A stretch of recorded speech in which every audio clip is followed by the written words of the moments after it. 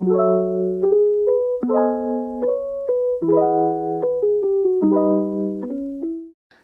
hello, how are you? This is Cuppa Tea Tarot. I'm T. And it's been a minute, hasn't it? It's been a few minutes, one could say. I took a bit of a social media break, well, at least from TarotTube and BookTube and MakeupTube.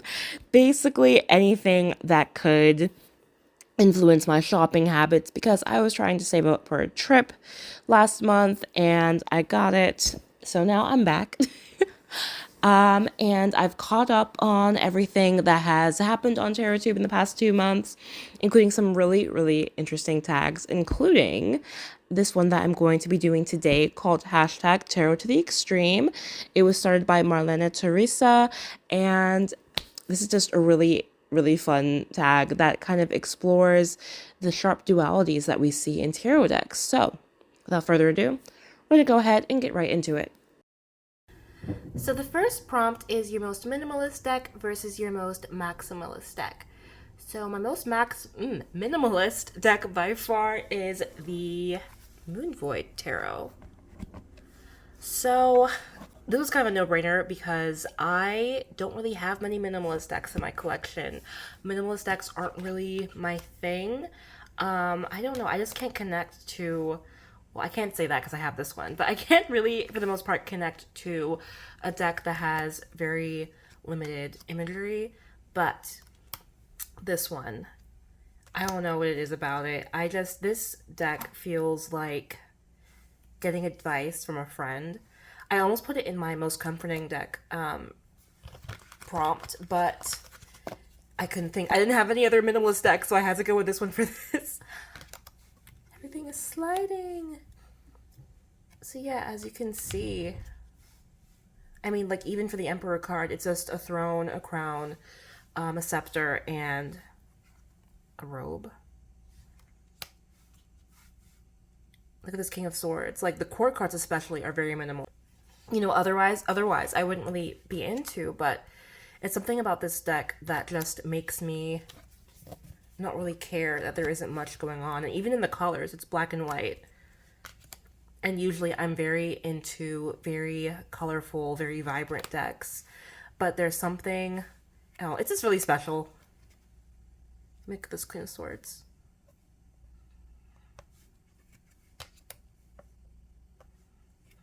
I mean, even with like the people that are in the deck, it's mostly the main person, which is based off of the creator. And then I think the only other person in this entire deck is going to be this guy right here.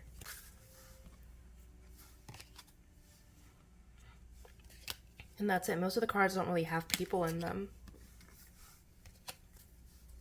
I mean, what a devil card. Okay, I'm not gonna like show everything. So, that was my most minimalist and my most maximalist deck.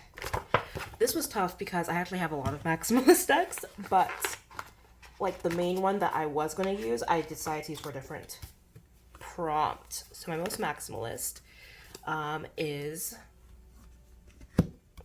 the Everyday Enchantment Tarot. It's so maximalist that it takes me like forever to get the cards out of the box. This is another really special deck to me, but even though it is very special, I can't use it because of how huge the cards are. I feel like I have pretty normal sized hands, but oh gosh, the camera's so close. I feel like I have pretty normal sized hands, but I can't really shuffle this. But I wouldn't want it any other way because there is so much going on in each of these cards that it kind of requires... I mean, look how much is going on in this one card. It kind of requires cards this big. So I don't really mind it that much.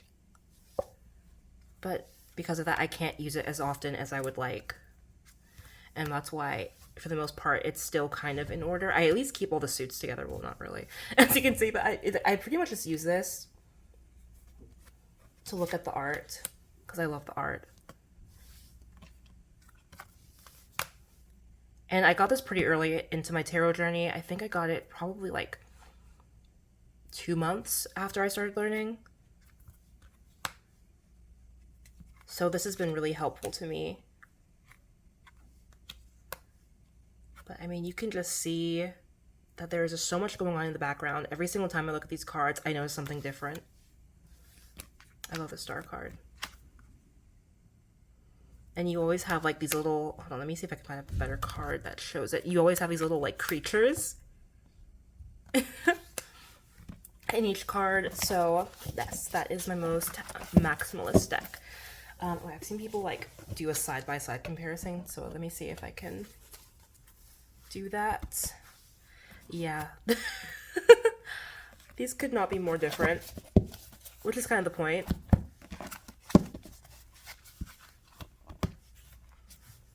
Okay. I feel like my whole setup is about to fall apart. I have a very, very precarious setup right now. Like, I feel like everything's gonna fall apart if I like sneeze or something. Yeah, you can definitely see how different, like the stark difference between these two. Like, this is very colorful, very vibrant, a lot going on in each card. And then this black and white with like, sometimes some cards have like hints of red in them, but very, very different, very much on opposite ends of the spectrum, I feel. So yes, that is the Moon Void Tarot and the Everyday Enchantment Tarot. The next prompt is your daytime versus your nighttime deck. I thought this was really interesting because I don't actually use my decks at night, except if it's a full moon, because I do full moon readings. But if I'm reading for myself, like I'm usually reading in the morning. So with this prompt, I kind of went with what the general like vibe, what energy the deck exuded. For my daytime deck, I went with the Free Life Tarot. There we go. So this deck, honestly, I say daytime, but like for me, this is definitely like a very morning time specifically deck. This deck makes me think of the things that you do to get yourself up in the morning and to start your day. And I'm gonna do like a decks for autumn video, I think like maybe in a month. When we're like really deep into autumn, but like this, okay, let me see if I can find the cards. Like, look at this card. This is a very, very autumny deck. Yeah. But this entire deck just makes me think of a nice, crisp autumn morning. It's very energizing and I don't know.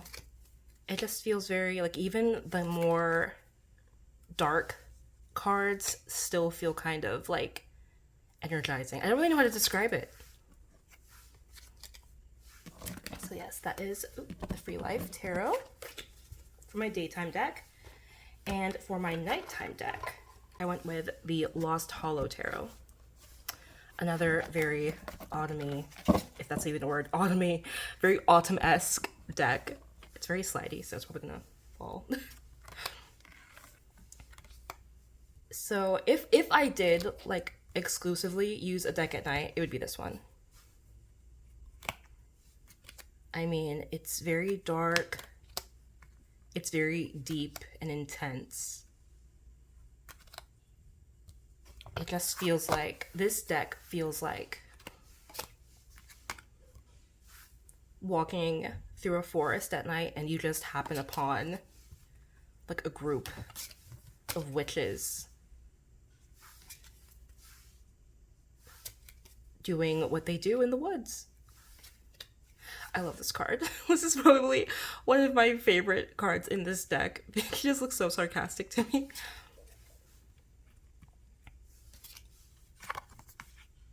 Yeah, again, this just feels like a night in the middle of October. So time to do a side by side. I'm gonna shuffle it again so you don't see the same cards. Okay. This is all over the place. This is like my first like top-down video, so please Bear with me.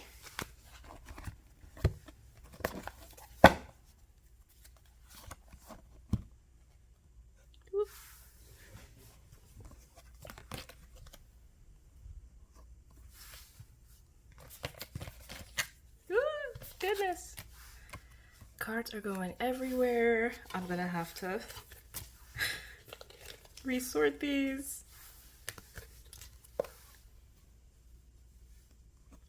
Very, very different. These exude such like drastically different energies. Like this is such a cute, affirming, lively, sweet deck, and then this is very dark.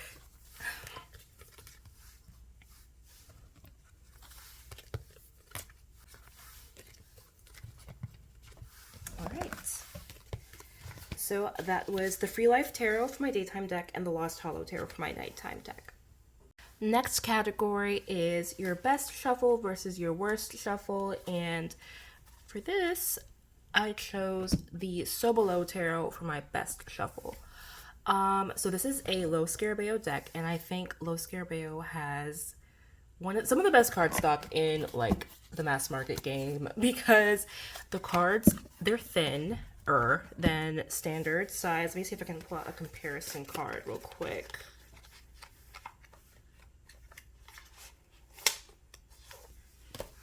Okay, so Free Life Tarot, I believe this is standard tarot size. So this is only like the slightest bit thinner, but it makes a huge difference, trust me. My nails look so bad.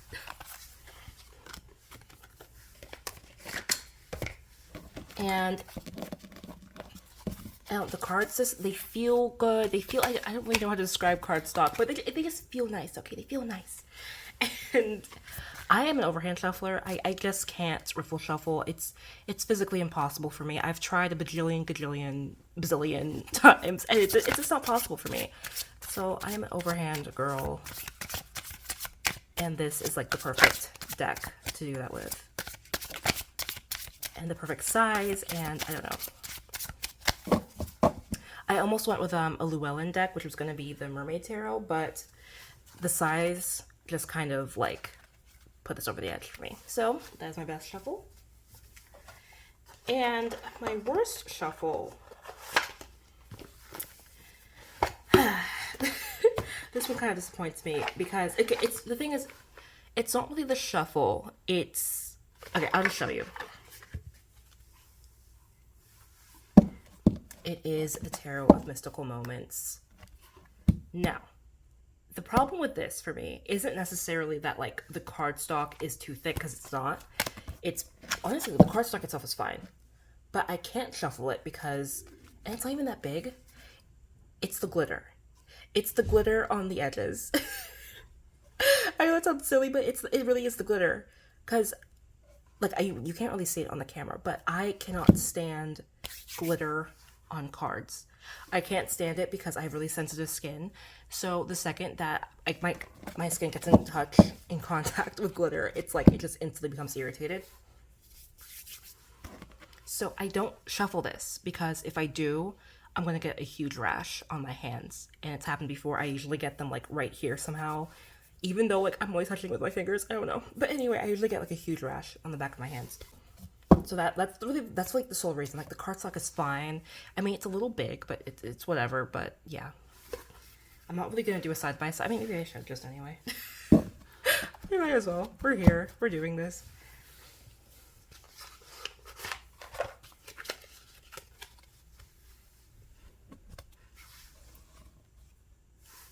Okay.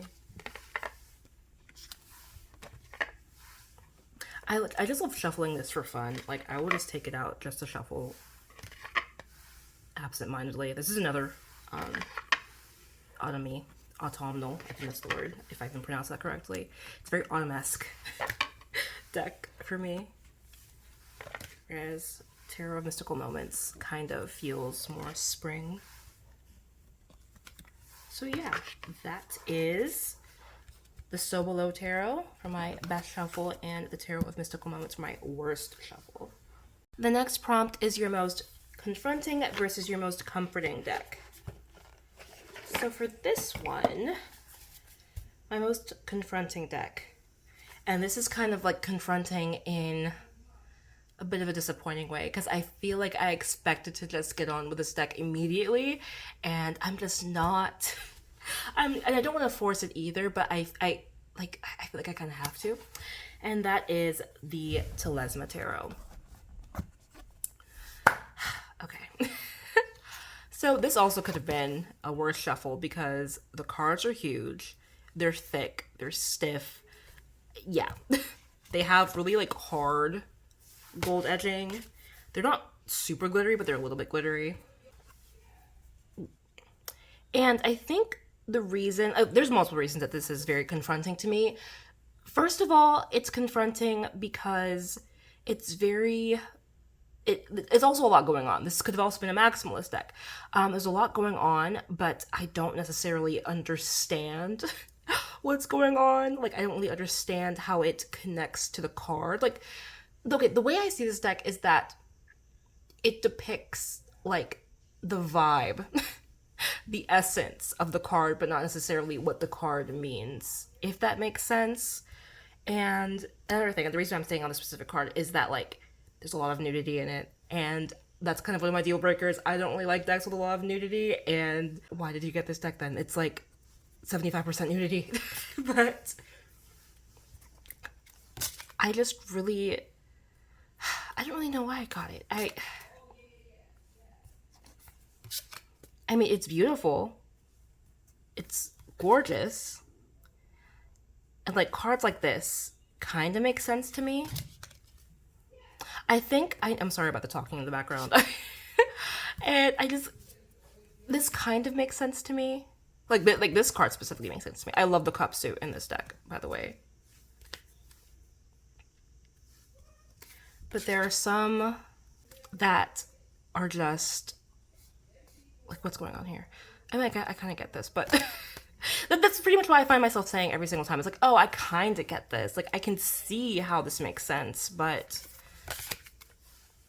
So it's confronting in that way as well. And there's also a lot of animal carcasses. I don't think I've come across any yet, but there are a lot of animal carcasses in this deck, and that makes me very, very uncomfortable. So yeah, this is very confronting for multiple reasons for me. I definitely feel very, like, discomforted by this deck. And I think this is a case of, like, me expecting this deck to do for me what it does for a lot of other people. I've seen, like, multiple videos of people loving this deck, and I think because of that, I expected it to do the same for me. And then, like, there's, like, the blood and the animal heads. I just don't like it. I don't like it. But, I mean, I could force myself to get into it, but I'm gonna give it a bit more time. But, yeah. I'm gonna say, like, if this doesn't do anything for me by, like, this time next year, I'm probably gonna rehome it. It's beautiful, though, but, yeah. My most comforting deck is the Cosmic Cycles Tarot. I think from my videos, you're probably going to see, like, a theme for me. I definitely love very modern, relatable decks. You can use them right out the box. There's no learning curve. And this is very comforting to me because of the relatability. I mean, look at this card. How cute is this card? It's very cute. The art style is very cute. It makes me think of, like, a Disney Channel cartoon from, like, 2006 or something.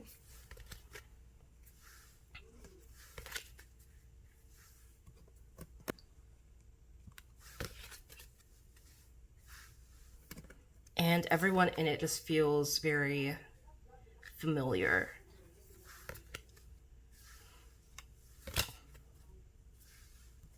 I think that's also because, like, you see the same characters over and over again throughout the deck, so it just feels very... It feels like a cast of characters that you're growing with. So, yeah. side by side time. This video is going to be so long. This is going to be this nightmare to edit. Anyway. Yeah.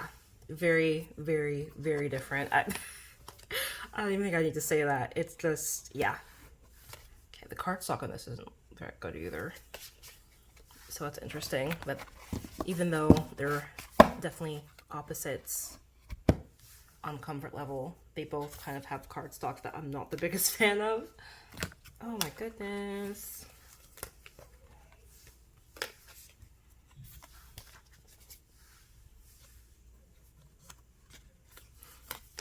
I think it's interesting. This deck feels like a children's show, and then this deck feels like a rated M show on HBO. Like, this is Disney Channel, this is HBO.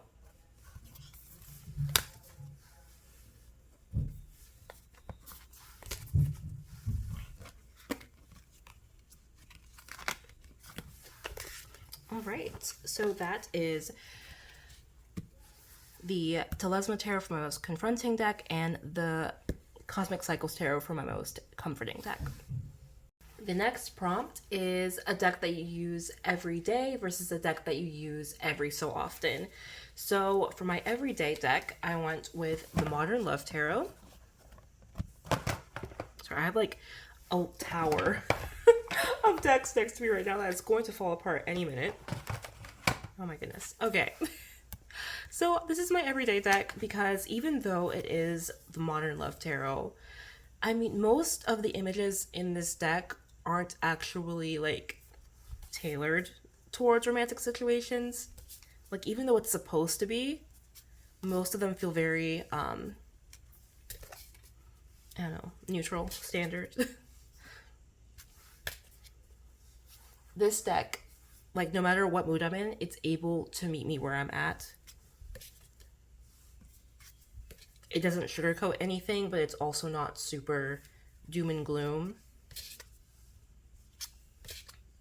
It's extremely relatable, especially for clients. Like, this is my go-to deck to use for clients because I think everyone is able to see either themselves or their situation in this deck. So that is the Modern Love Tarot. And then for my every so often deck, I went with the Hoodoo Tarot. And I chose this deck for every so often because I only use this on I love this card, on full moons or when I'm trying to seek out ancestral guidance. I also love this card as well. I love a lot of cards in this deck. This is a very, like, very heavy deck for me.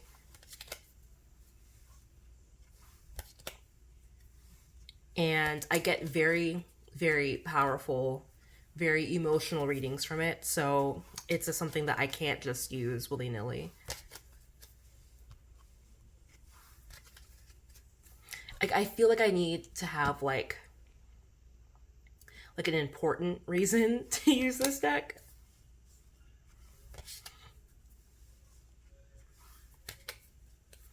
So that is the Hoodoo Tarot. And then for our side-by-side, and my leg is falling asleep.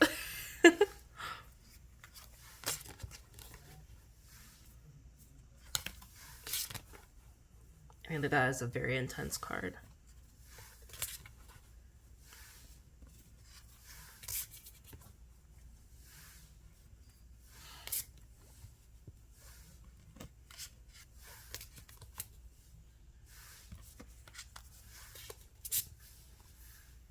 I like this card as well. Yeah, so that is the Modern Love Tarot for my everyday deck and the Hoodoo Tarot for my every so often deck. Okay, so here is the part where we get the chance to be a little bit messy, a little bit problematic.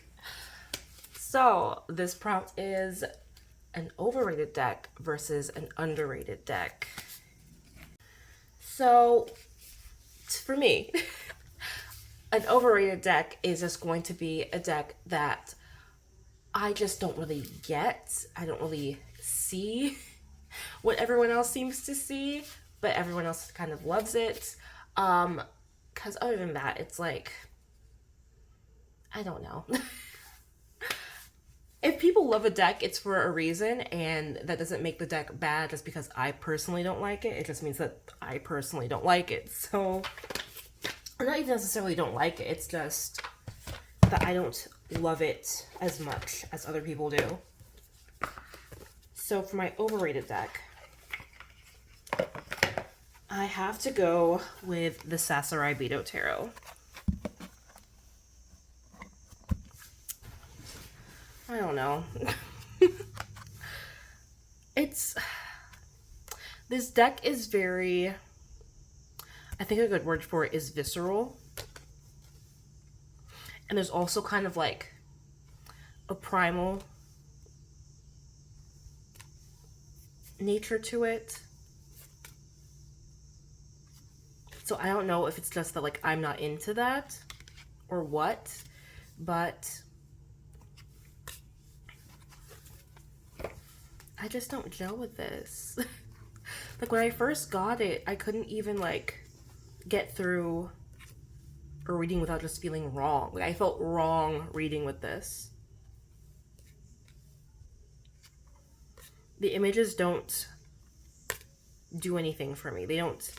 I don't connect with them the way that a lot of other people connect with them. And that's like that's not anyone's fault. And I know that this is a really well-loved deck for a reason. The art is beautiful. I have Stasia Burrington's Oracle deck, which I love, and there are some cards I really like in this deck. Like I like this card, I like the Emperor card,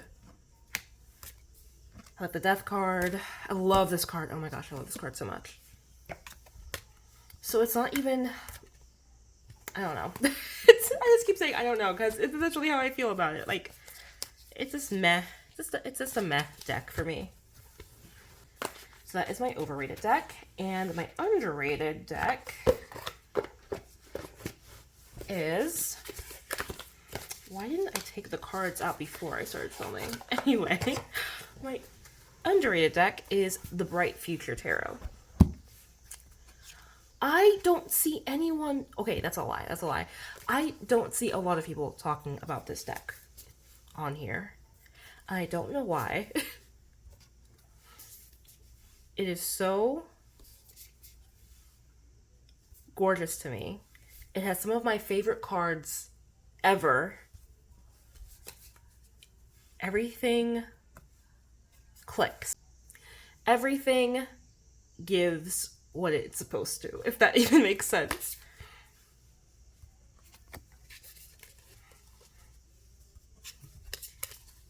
Again, it's very relatable. Not that the Sasuraibito Tarot isn't relatable. It's just... I think it's like a slightly more like refined nature to this deck. And I'm finding that I like more detailed, refined images. I love this card. I love this card too. This card was the reason I bought it. I'm a big Beyonce fan, so like this was like literally the pushing point for me to buy this deck. So yeah. Very underrated. I think one of the only people that I've seen talk about this on TarotTube was Simon at the Hermit's Cave. Like he was the reason that I even found out about this deck, because like no one was talking about it. But I love it. I have to do the side by side. We have a knight and a king.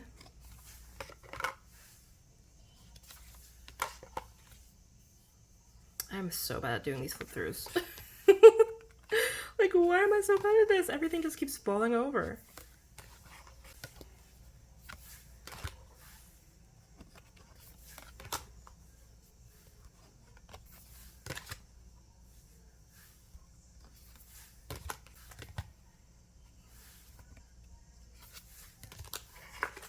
Like, the art styles are just so different, but like content wise they're not that different. Like, okay, here we have the star right here.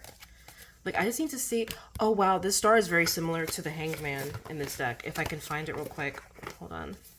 Okay, so this is the star in the Sasuraibito Tarot, and then this is the Hanged Man in the Bright Future Tarot. That's so cool. Huh. And this is star instead. That's really cool. I love like seeing similarities in different decks. So yes, that was the Sasuraibito for my overrated and the Bright Future for my underrated.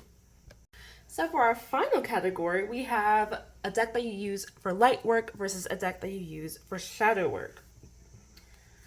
So I am not super familiar with light work. I don't really do light work in, I was gonna say the traditional sense, but from what I've been reading, there are so many different definitions of light work. I Googled it. I heard people talking about it on different Facebook groups. I saw people talking about it in different videos. And there's just so many different interpretations of light work. So me, the interpretation that I'm going to go with is work that enriches you and encourages you and pushes you forward and shines a light on your positive attributes and shows you what you can do with those attributes. That's a very clunky definition that I just put out there, but that's just what I've just kind of gleaned from different sources. But yeah, it's very clear that I don't really, I don't really call what I do with this particular deck light work, but I feel like it's close enough, I think. And that is the Numinous Tarot. This deck is so encouraging and uplifting. And this card, this is just, I think the word that really just goes with this deck is uplifting. The readings that I get out of it are very uplifting. They're very,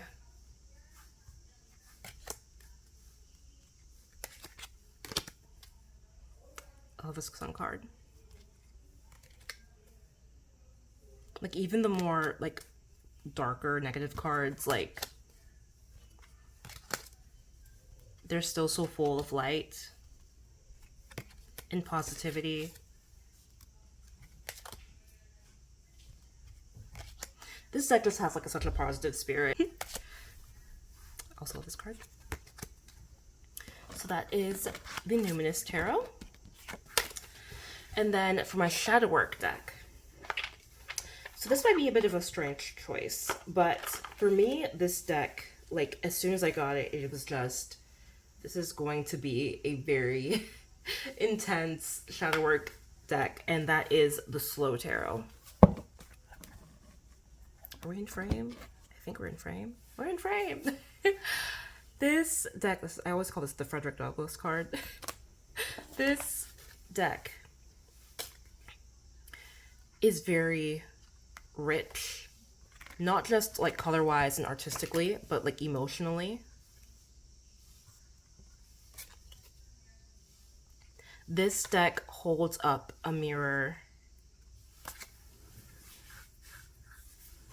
that you might not want to be holding up to yourself. At least for me. I don't really know what it is about it. I think it's become like very clear throughout this video that like I connect best with decks that are modern. But out of all my modern decks, like, this is probably the most gritty. Doesn't feel right, but like that's the only word I can think of. Like, gritty.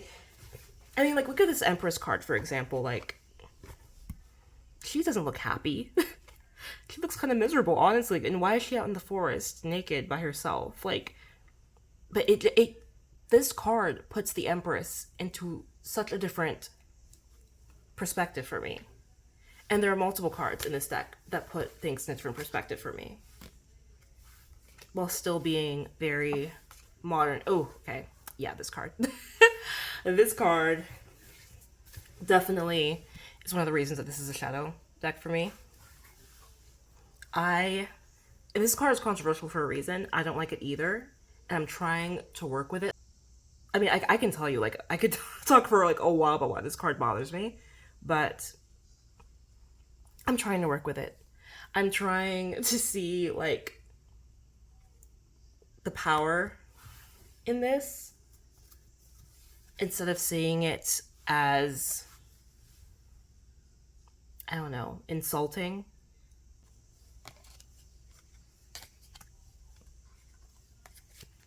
This is a really intense card. Like, woo. So yeah, that is the Slow Tarot. So there we go.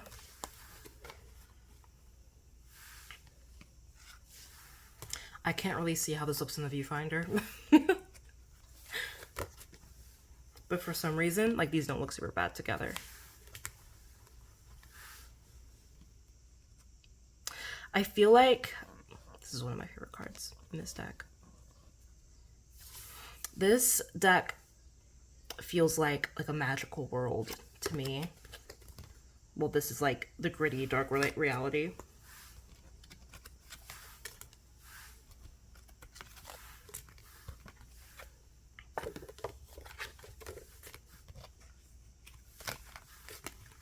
So yes, that is that. This was the Numinous Tarot for my Lightwork deck and the Slow Tarot for my Shadowwork deck. So that's it from me. I really hope you enjoyed this video, and feel free to make your own. Like I said, I have watched pretty much everyone's Tarot to the Extreme video, so yeah, I'd love to see some more. This was really fun to do, and that's it. I never know how to end these videos, so I'm signing off, and I'm gonna put another cat picture in because that's a thing now, I guess. Bye.